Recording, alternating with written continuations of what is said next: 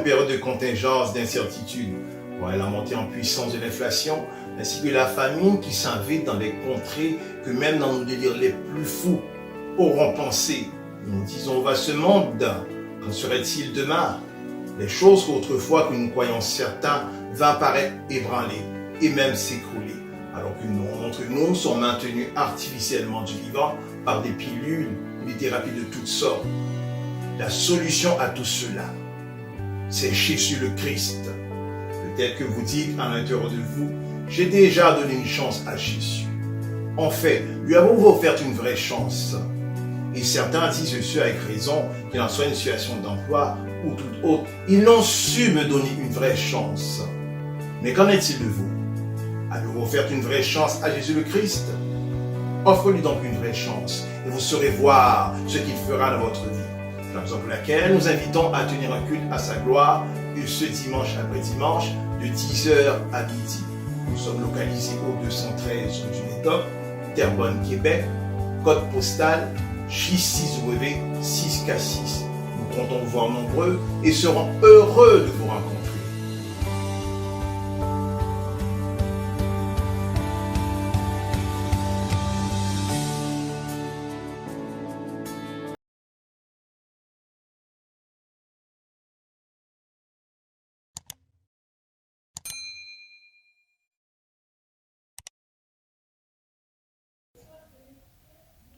Bon matin à tous. Une fois de plus, avec joie que je vous retrouve encore ce matin au travers de cette capsule. Je me présente, je suis pasteur Jade Isidore Berger du ministère AFA. Et encore ce matin, avant d'aller plus loin, je désire offrir mes sincères salutations à ceux qui ont à consulter nos capsules, de par où que vous êtes, en France, en Afrique et même par ici au Québec. Alors je vous dis bon matin. Eh bien, ce matin, nous formulons cette question selon laquelle est-ce qu'un chrétien puisse être possédé?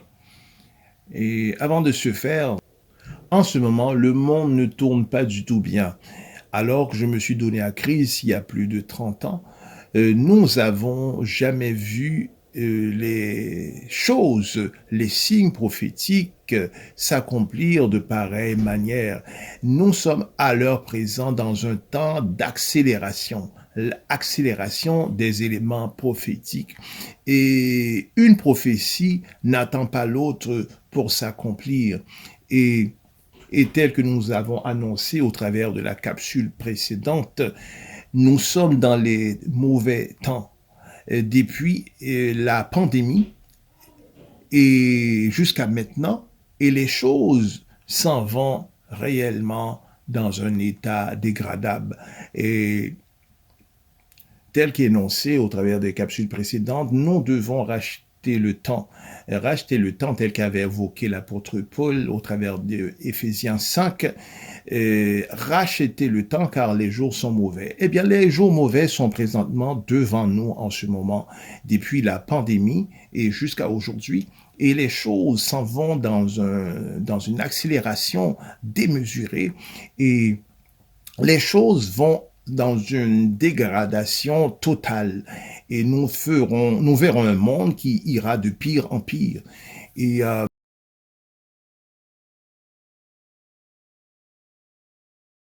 c'est la raison pour laquelle que l'apôtre Paul a pris le soin d'informer aux Éphésiens qui devraient racheter le temps car les jours sont mauvais. Racheter le temps signifie simplement pour ceux qui ne se sont pas conformés à la doctrine de Christ de se donner à Jésus et de faire de Jésus son Seigneur et son Sauveur. Et que nous qui marchons avec le Christ et que nous devons marcher d'une marche honnête. Nous devons veiller à ce que notre robe soit propre. Nous devons nous revêtir de la robe de la sanctification. Et sans la robe de la sanctification, nous ne saurons avoir part à cet enlèvement à venir. Et nous devons marcher d'une marche fidèle, d'une marche honnête et sincère, une marche intègre avec le Seigneur. Et nous ne devons pas avoir une double vie, une vie à l'église et une autre alors que nous sommes au dehors. Nous devons être là, avoir la même vie que nous avons à l'église. Nous devons avoir ainsi cette vie alors que nous sommes au travail, nous sommes dans la rue, au supermarché, nous sommes chez un ami. Nous devons avoir toujours cette même vie, la vie de l'église. L'église, ce n'est pas sur la base d'un dimanche seulement, ou bien pour même quelques heures le dimanche, mais l'église se vit à chaque jour, de où que nous soyons dans l'ascenseur, que nous soyons dans l'avion, où que nous soyons, nous devons avoir la vie de l'Église en nous. Donc, nous sommes dans les temps mauvais de la fin. Et lorsque nous regardons cette guerre qui bat son plein en ce moment entre le Hamas et Israël, les choses ne tournent pas bien du tout. Et il y a des signes avant-coureurs, puisque en ce moment, le Hezbollah semblerait intensifier ses frappes contre Israël. Et il faut que nous puissions saisir que le Hezbollah et le Hamas n'est pas du tout de la même trempe. Et en ce moment, depuis le 7 octobre jusqu'à ce jour d'aujourd'hui, il y a eu à la frontière entre Israël et l'Iran plusieurs échauffourées. Donc jusque-là, il y a eu quelques bousculades duquel que lorsque l'Iran frappe quelques éléments militaires à la frontière, eh bien, Israël va promptement aller de quelques répliques. Il était jusque-là cela. Tel que vous savez, pour qu'il y ait guerre, il faut que les principales concernées, c'est-à-dire les têtes d'affiche, puissent avancer au niveau public et ainsi annoncer cette déclaration de guerre. Et jusqu'ici, Hassan Nasrallah, qui est la tête de Turc du groupe Hezbollah, en ce moment, jusqu'ici, s'est tu par rapport à une déclaration officielle. Mais par contre, il peut s'avancer pour indiquer qu'il y a eu des frappes. Donc, jusqu'ici, il n'y a pas une déclaration officielle. Mais nous sentons que la tension commence réellement à monter dans cette zone, à cette frontière. Et Israël, jusqu'ici, tel qu'énoncé, il y avait des frappes des frappes limitées, qui se limitaient à la frontière.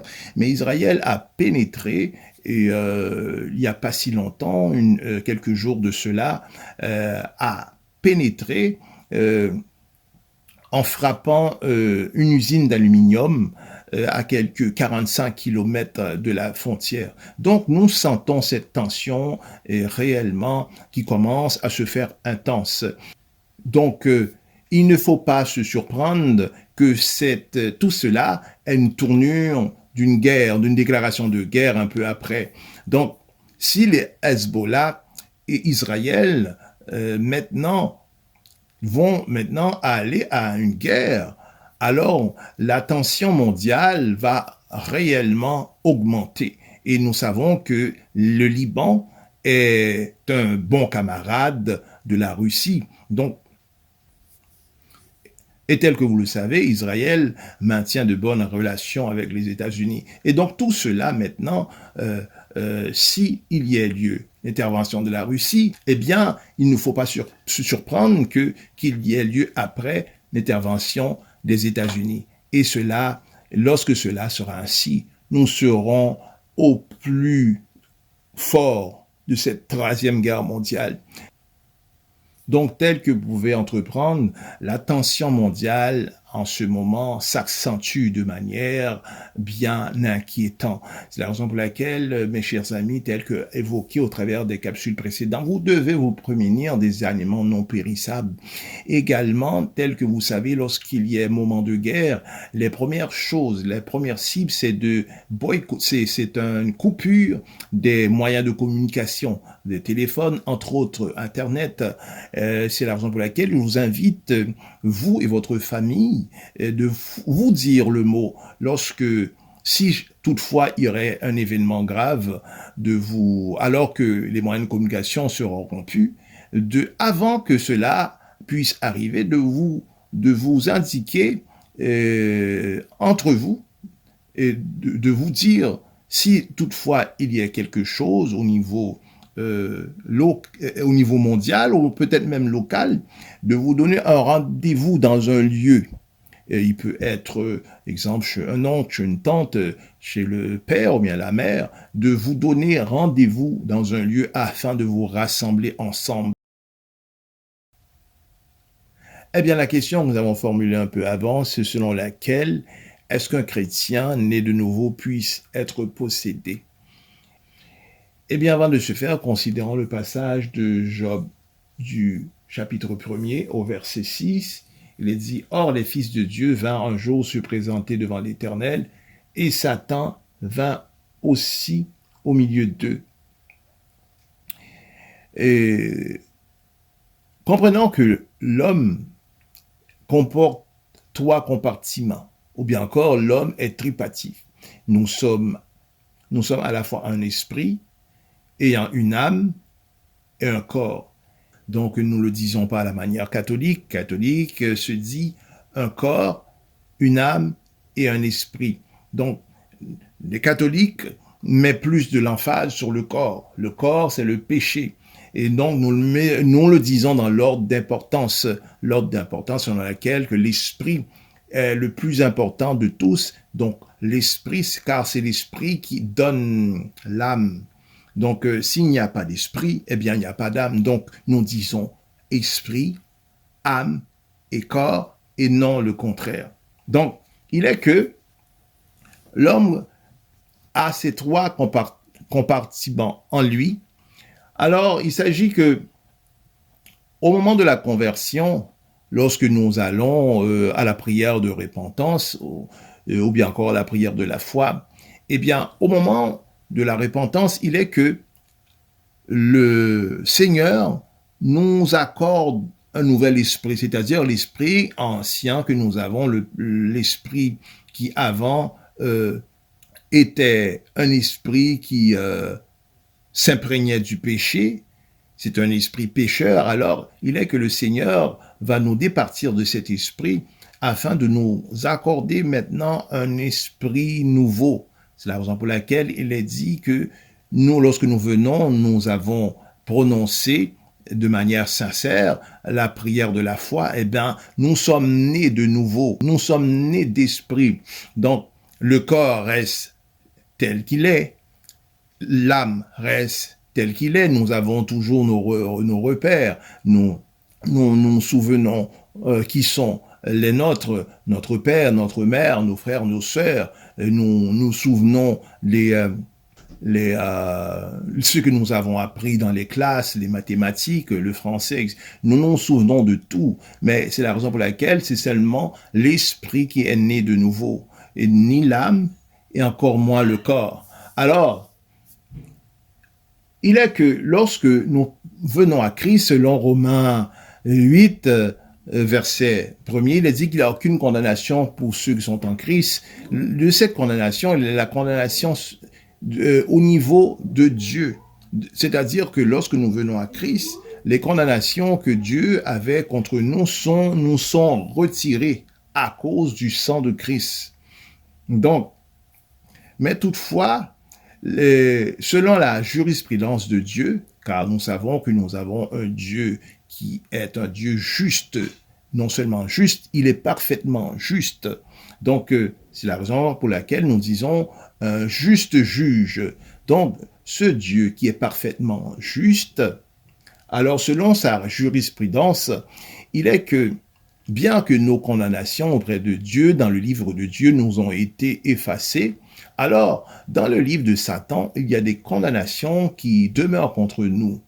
Et à cause de ces condamnations, souvent il est que dans nos lignées, surtout nous, les Haïtiens, les Africains, dans nos lignées, il y a que souvent nos parents ou bien encore nos arrière-parents ont été auprès des magiciens, si vous voulez, ont signé des pactes démoniaques.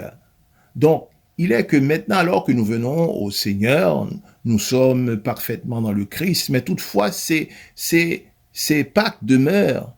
Ces pactes n'ont pas été rompus, n'ont pas été brisés. Alors, selon la jurisprudence de Dieu, Dieu qui est parfaitement juste, alors le diable a ce droit d'accès.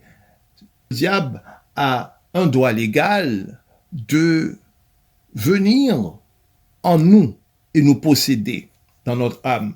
Donc, le chrétien peut être possédé au niveau de son âme et de son corps, mais le chrétien ne peut être possédé au niveau de son esprit, car son esprit, c'est là ce que le Saint-Esprit, alors que nous venons à la conversion, c'est dans notre esprit que le Saint-Esprit habite et il siège dans notre esprit. Et le passage que nous venons de considérer selon Job du chapitre 1er au verset 6, il est dit que or, les fils de Dieu vinrent un jour se présenter devant l'Éternel, et Satan vint aussi au milieu d'eux. Alors nous comprenons que le ciel, Satan se présenta au ciel. Il n'y a rien dans l'univers qui soit plus parfait que le ciel, là où demeure la présence de notre Seigneur. Donc, le ciel est parfaitement parfait. Alors, si Satan peut se présenter au ciel, ce lieu qui est parfaitement saint, comment que nous ne pouvons pas croire qu'il pourrait rentrer dans nos corps et pour en faire possession? Alors combien Satan peut-il se hisser jusqu'au ciel et aller dans une terre parfaitement sainte? À combien de raisons serait-il maintenant occuper nos corps parfaitement souillés par le péché? Et c'est ainsi que le chrétien puisse être possédé par un esprit démoniaque. Il peut être possédé seulement s'il y a un droit légal, selon la jurisprudence de Dieu. Eh bien, le démon a ce droit d'accès à le corps d'un chrétien. Alors, c'est la raison pour laquelle que nous suggérons, lorsque nous venons à Christ, alors que nous sommes nés de nouveau, la Bible dit que les choses anciennes sont passées, tout est devenu nouveau. Alors, ce qui devient nouveau, c'est notre esprit et non notre âme et non notre corps.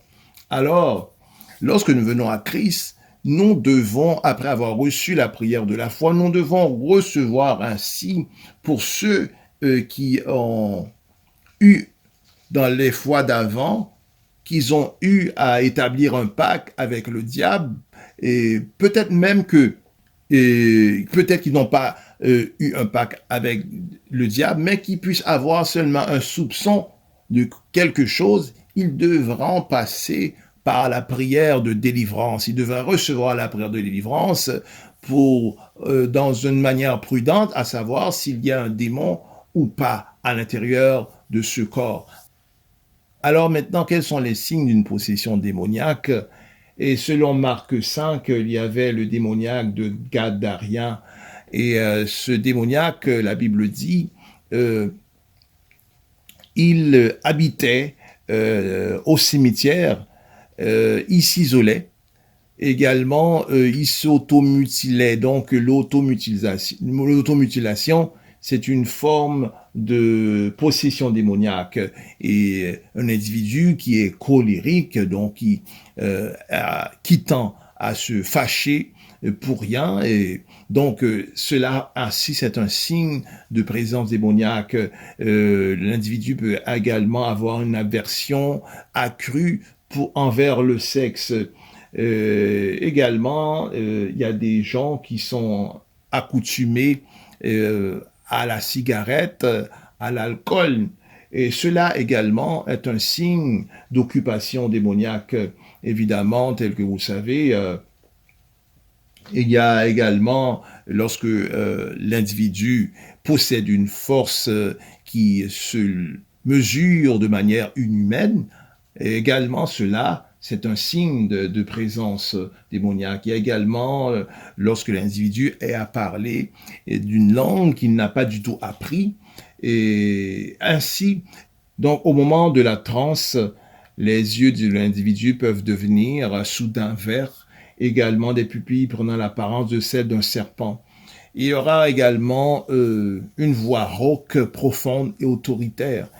Également, de sa bouche jaillira de l'écume également, accompagné de grognements. Donc tout cela, ce sont les signes de la présence d'un esprit démoniaque.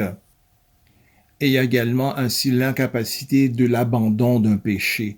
Il y a un péché dans lequel nous arrivons à surmonter tous les autres péchés, mais toutefois, il y a un péché dans lequel qui nous retient. Donc, il est difficile d'amener une cassure à ce péché.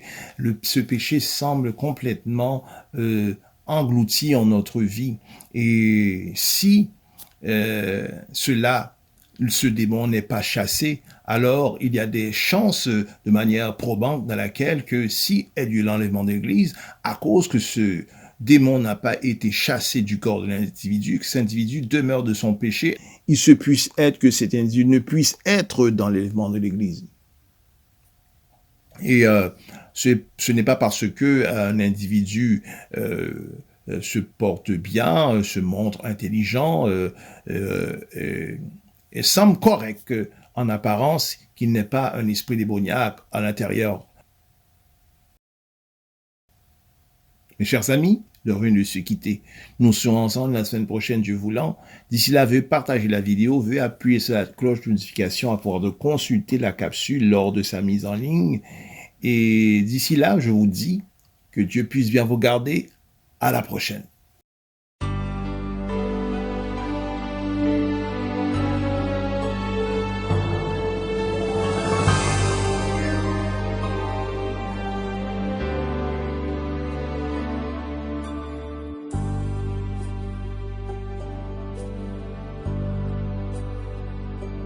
Je sais qu'un jour, mes yeux verront Jésus.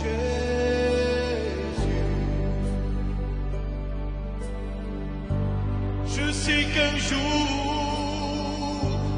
mes yeux verront Jésus.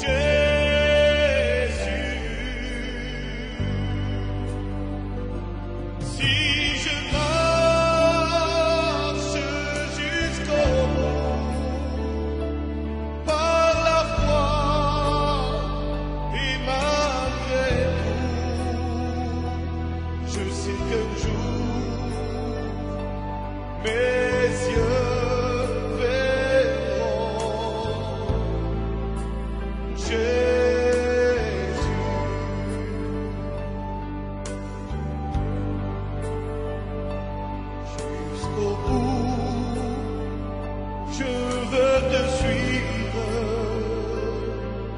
dans les bons, les mauvais jours. Avec Dieu, mourir c'est vivre.